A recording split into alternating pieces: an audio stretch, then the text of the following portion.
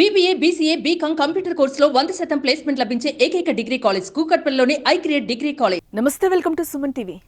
August 15వ తేదీలోపు రుణమాఫీ పూర్తి చేయాలని టార్గెట్ పెట్టుకున్న ప్రభుత్వం ఆ దిశగా 2 లక్షల రుణమాఫీకి మార్గదర్శకాలు విడుదల చేసింది. రేషన్ కార్డ్ ప్రామాణికంగా తెలంగాణలో భూమి కలిగిన ప్రతి రైతుకు 2 లక్షల రుణమాఫీ చేయనున్నారు.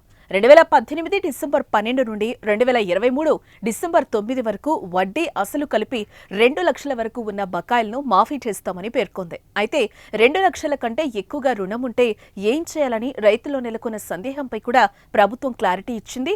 2 లక్షల కంటే ఎక్కువ పంట లోన్ ఉన్న రుణాన్ని మొదట కట్టాలని, ఆ తర్వాత అర్హత ఉన్న రైతులకు ప్రభుత్వం మాఫీ కింద 2 లక్షలను రైతు ఖాతాలో జమ చేయనున్నట్లుగా స్పష్టం చేసింది. మరోపక్క SHG, JAG, LICలకు తీసుకున్న రుణాలకు రుణమాఫీ వర్తించదని ప్రభుత్వం తేల్చేసింది. అలాగే పునర్వ్యవస్థీకరించిన, రీషెడ్యూల్ చేసిన రుణాలతో పాటు వివిధ కంపెనీలు, ఫర్మ్స్ వంటి సంస్థలకు ఇచ్చిన పంట రుణాలకు కూడా రుణమాఫీ వర్తించదని మార్గదర్శకాల్లో క్లియర్గా వివరించింది.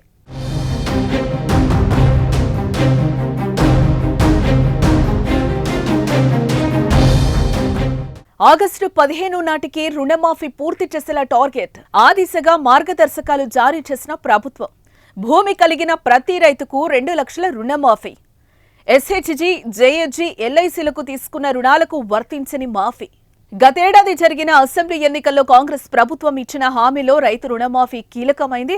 10 ఏళ్ల తర్వాత తెలంగాణలో అధికారం చేపట్టిన కాంగ్రెస్ పార్టీ రైతులకి ఇచ్చిన మేరకు రుణమాఫీకి కసరత్తు స్టార్ట్ చేసింది. ఆగస్టు 15 లోపు 2 లక్షల రుణమాఫీ ప్రక్రియను పూర్తి చేయాలని ప్రభుత్వం టార్గెట్ గా పెట్టుకున్న ప్రభుత్వం దానికి అనుగుణంగానే గైడ్ లైన్స్ కూడా రిలీజ్ చేసింది. ఈ నెల చివరి నుండి రుణమాఫీ ప్రాసెస్ మొదలుపెట్టి ఆగస్టు 15 నాటికి ఫినిష్ చేయనున్నట్లు టాక్. ఇదే జరిగితే రైతులకు ఇచ్చిన మాట నిలబెట్టుకున్న ప్రభుత్వంగా కాంగ్రెస్ సర్కార్పై రైతుల్లో మరింత విశ్వాసం పెరుగుతుంది.